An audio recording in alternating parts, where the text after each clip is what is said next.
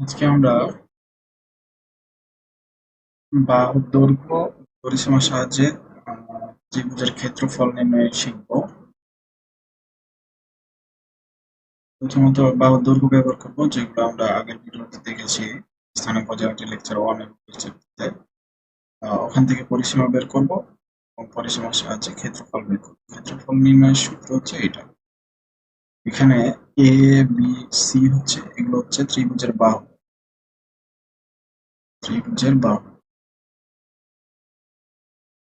আর S হচ্ছে ত্রিভুজের অর্ধ পরিসীমা।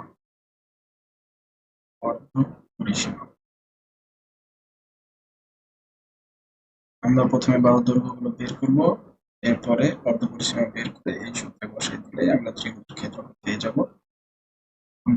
প্রশ্নে চলে যাই। এখানে বলা আছে যে একটা ত্রিভুজ দেওয়া আছে এবিসি, যার শীর্ষবিন্দু দেওয়া আছে। ক নম্বরে বলছে এবি বিসি সি এ বাহুর দৈর্ঘ্য নির্ণয় করতে হবে আর এবিসি ত্রিভুজের পরিসীমা নির্ণয়। আমরা এটা করি আগে। ক নম্বর এবি বাহুর দৈর্ঘ্যটা আগে বের করতে, তাহলে -2 -5 স্কোয়ার প্লাস 0 -0 স্কোয়ার। এখান থেকে পাবো 7 স্কোয়ার প্লাস 0 স্কোয়ার। এখান থেকে আমাদের আসবে 49/7 একক। এরপরে আমরা বেশি বাহুর দৈর্ঘ্যটা বের করব।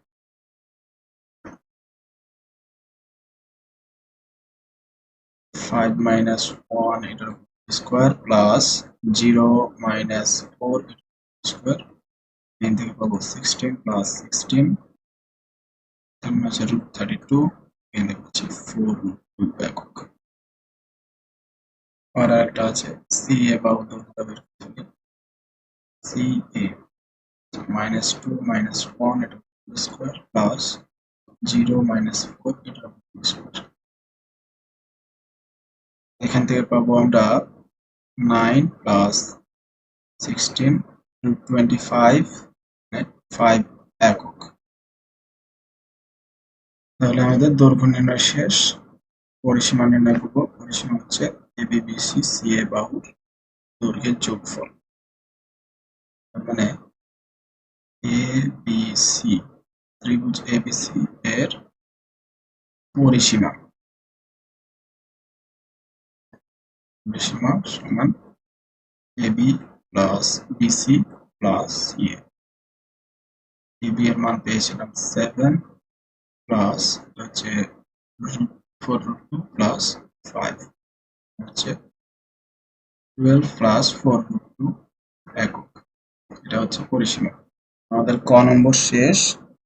আমরা এখন চলে যাব খ নম্বরে, অর্থাৎ এটার ক্ষেত্রফল নির্ণয় করতে বলা হয়েছিল। খ নম্বরে ত্রিভুজের ক্ষেত্রফল নির্ণয় করে আমরা অর্ধ পরিসীমা বের করে ত্রিভুজের ক্ষেত্রফল বের করব, বা অর্ধ পরিসীমা।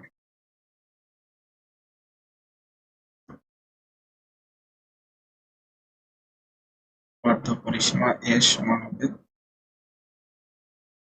Half 12 plus 4√2। তার মানে এখান থেকে পাবো আমি 6 প্লাস 2√2 একক। এটা হচ্ছে অর্ধ পরিসীমা। আর এখানে যেগুলো আমরা বাহুর দৈর্ঘ্য পেয়েছি A B B C C এ, এগুলোই হচ্ছে একটা এ, একটা বি, একটা সি, অর্থাৎ বাহুর দৈর্ঘ্য।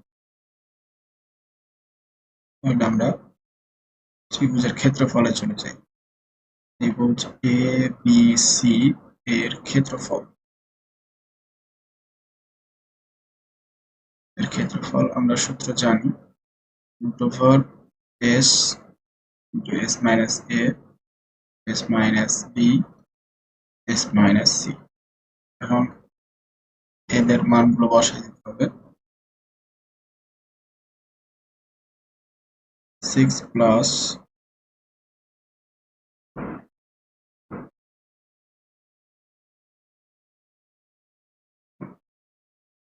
2 into 6 plus 2 minus 7, 6 plus 2 minus 4,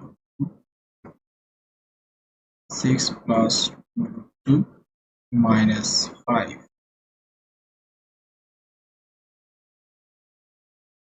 এটা ক্যালকুলেটরের সাহায্যে যদি আমরা সমাধান করি তাহলে আসবে √196, এটার করলে পাবো আমরা 14 এত বর্গ একক। আমরা জানি ক্ষেত্রফলের একক বর্গ একক আসে। তো আমরা এবিসি ত্রিভুজের ক্ষেত্রফল 14 বর্গ একক পেয়ে গেছি। এটাই হচ্ছে আমাদের অ্যান্সার।